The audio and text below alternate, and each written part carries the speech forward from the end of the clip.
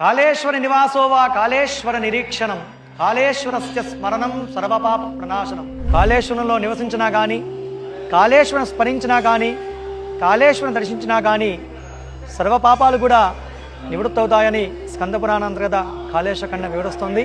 ఒకటే ప్రాణవాటపైన రెండు శివలింగాలు, కాళేశ్వరుడు, ముక్తీశ్వరుడు. కాళుడు అనగా యమధర్మరాజు, యమధర్మరాజు స్థాపించబడ్డాడు కాబట్టి కాళేశ్వరుడు అనే పేరు వచ్చింది. ముక్తిని ప్రసాదించేవాడు ముక్తీశ్వరుడు. కాశ్యాం మరణానుముక్తి, ముక్తీశ్వరాన్ దర్శనానుముక్తి. కాశీ లోపల మరణించే వారి మాత్రమే మోక్షాన్ని ప్రసాదిస్తున్నాడు విశ్వేశ్వరుడు. ఇక్కడ దర్శనం చేత మాత్రానే సర్వ ప్రాణకోటి కూడా తరింపజేస్తున్నాడు ముక్తీశ్వరుడిగా. మొదటిగా భూలోకంలో కూడా ముక్తీశ్వర స్వామి వారిగా వలసి ఎవరైతే దర్శనం చేసుకుంటున్నారో వాళ్ళందరినీ కూడా కైలాసం తీసుకెళ్తున్నాడు ఈశ్వరుడు. అప్పుడు యమధర్మరాజు పని లేకుండా అయిపోయి యముడు 12 సంవత్సరాలు అఘోరమైన తపస్సు చేస్తాడు. ఆ తపస్సుకి మెచ్చి ఈశ్వరుడు భోలాశంకరుడు కాబట్టి ప్రత్యక్షమే అడుగుతానమాట, యమధర్మరాజా 12 సంవత్సరాల నుంచి కూడా ఘోరమైన తపస్సు చేస్తున్నారు, మీ తపస్సు గల కారణం ఏమిటంటే, అయ్యా మీరు ముక్తీశ్వర స్వామి వారిగా వలసి ఎవరైతే దర్శనం చేసుకుంటారో వాళ్ళందరినీ కూడా కైలాసం తీసుకెళ్తున్నారు, నా ప్రణీతాన్ని వచ్చే వాళ్ళు లేకుండా అయిపోయారు, నా అగ్నిస్తంభం చల్లారిపోయింది, నా దిక్పాలకత్వాన్ని కాపాడాల్సిందిగా ఈశ్వరుడు ప్రార్థించాడు. ఆ మొరాలకించి ఈశ్వరుడు ఒక వరమిచ్చాడనమాట. కలియ ప్రాంతంలో కాళేశ్వర క్షేత్రంలో నేను ముక్తీశ్వర స్వామి వారికి వెలుస్తున్నాను, నా ఈ లింగం పక్క మీ యొక్క పేరుతో లింగ ప్రతిష్టాపన చేయండి, ఎవరైతే ముందు మిమ్మల్ని పూజించి తర్వాత నన్ను పూజిస్తారో వాళ్ళకి మాత్రమే మోక్షాన్ని ప్రసాదిస్తానని వరమిచ్చాడనమాట. ఆ వర ప్రభావం చేత ప్రపంచంలో ఎక్కడా లేని విధంగా కాళేశ్వర ముక్తీశ్వర స్వామి వారిగా ఒకటే ప్రాణవాడిపైన 2 శివలింగాలుగా వెలిసాయన్నమాట. మొదటగా దక్షిణ భాగంలో ఉన్నటువంటి కాళేశ్వర స్వామిని పూజించాకే ఇక్కడ ముక్తేశ్వర స్వామిని పూజించాలి. ముక్తేశ్వర స్వామి వారిపైన 2 నాస్కారంధ్రాలు. ఈ నాస్కారంధ్రాల్లో మనం ఎన్ని లక్షల బిందెలు అభిషేకం చేసినా కూడా అన్ని త్రివేణి సంఘంలోకి వెళ్తాయి. ఇక్కడ గోదావరి, ప్రాణహిత, మధ్యగుప్త సరస్వతి అంతర్వాహినిగా ప్రవేశిస్తుంది. ఈ 3 కలయికే త్రివేణి సంగమం. అలాగే ఆంధ్రదేశానికి త్రిలింగ క్షేత్రం అని పేరు.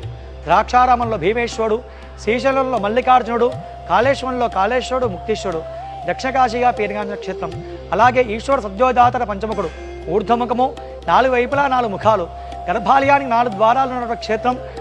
కాశీ విశ్వేశ్వర స్వామి దేవాలయం, నేపాల్ పశ్మతాదాలయంలో, తర్వాత కాళేశ్వర ముక్తీశ్వర స్వామివారి దేవాలయంలో మాత్రమే గర్భాలయానికి 4 ద్వారాలు ఉంటాయి. 4 వైపులా కూడా మనం స్వామివారిని దర్శించుకునే అవకాశం, పూజించుకునే అవకాశం మనకి క్షేత్రంలో ఉందన్నమాట. అలాగే ఈ క్షేత్రానికి కాశీ కంటే వరిమలంత వాసి ప్రఖ్యాతి. కాశీ కంటే ఈ క్షేత్రం వరిములంత గొప్పదని జయ విజయులకు సూర్య భగవానుడు తులాభారం వేసి నిరూపించాడు కాబట్టి అరసవెల్లి, కోనాడ్ తన కాళేశ్వర క్షేత్రంలో మాత్రమే సూర్యనారాయణ స్వామి కొలువైన క్షేత్రం కాళేశ్వర ముక్తేశ్వర స్వామివారి దేవాలయం. అలాగే ఇక్కడ ఉన్నటువంటి అమ్మవారి పేరు శుభానందమాత. శుభాలు ఆనందాలు చేకూర్చేటువంటి తల్లి అన్నపూర్ణాదేవి స్వరూపంలో కొలువైన క్షేత్రం. అలాగే ప్రపంచ ప్రఖ్యాతిగాంచిన దేవాలయాల్లో సరస్వతి అమ్మవారి దేవాలయం 3 ఉన్నవి. కాశ్మీర్లో బాల సరస్వతి, బాసవలో జ్ఞాన సరస్వతి, కాళేశ్వరంలో మహాసరస్వతిగా ప్రౌఢ సరస్వతిగా పేరుగాంచిన క్షేత్రంలో సరస్వతి అమ్మవారి కొలువైన క్షేత్రం శ్రీ కాళేశ్వర ముక్తేశ్వర స్వామివారి దేవాలయం. అలాగే మనకు అన్ని క్షేత్రాలలో ఒక పుష్కరం మాత్రం ఉంటుంది. కాళేశ్వర క్షేత్రంలో గోదావరి, ప్రాణహిత, అంతర్వాహినిగా సరస్వతి నదుల కలయిక త్రివేణి సంగమ క్షేత్రం. ఈ క్షేత్రంలో 3 పుష్కరాలు కూడా నిర్వహించడం జరుగుతుంది. మిథున రాశిలోకి బృహస్పతి ప్రవేశించినప్పుడు సరస్వతి నదికి పుష్కరాలు సంభవిస్తవి. గత సంవత్సరం 2025 సంవత్సరంలో మే 15 నుండి 26 వరకు సరస్వతి నదికి ఆది పుష్కరాలు నిర్వహించడం జరిగింది. అలాగే బృహస్పతి మిథున రాశి నుండి కర్కాటక రాశికి ప్రవేశించేటువంటి చివరి 12 రోజులను అంత్య పుష్కరాలుగా జరుపుకోవడం జరుగుతుంది.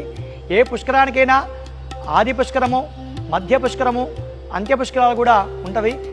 దాంట్లో 365 రోజులు కూడా పుష్కరం ఉంటుంది.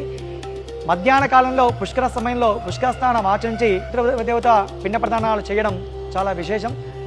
అలాంటిది ఈ సంవత్సరము మే 21 నుండి జూన్ 1వ తారీఖు వరకు సరస్వతి నదికి అంత్య పుష్కరాలు నిర్వహించడం జరుగుతుంది. హిందూ సనాతన ధర్మ ఆచార ప్రకారంగా నదీ స్నానం ఆచరించడం చాలా విశేషం.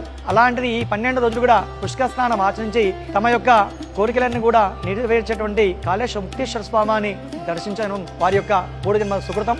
ఈ పుష్కర సమయంలో పిండ ప్రదానం చేయడం కూడా విశేషం.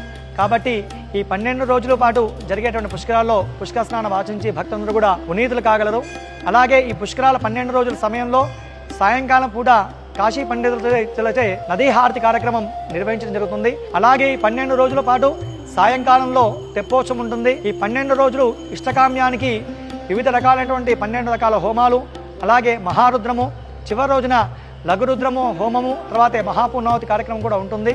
కావున భక్తులందరూ కూడా ఈ కార్యక్రమాల్లో పాల్గొని ఆ త్రివేణి సంగమంలో సరస్వతి నది పుష్కర స్నానం ఆచరించి కాళేశ్వర ముక్తేశ్వర స్వామి వారిని దర్శించి పునీతులు కాగలరు.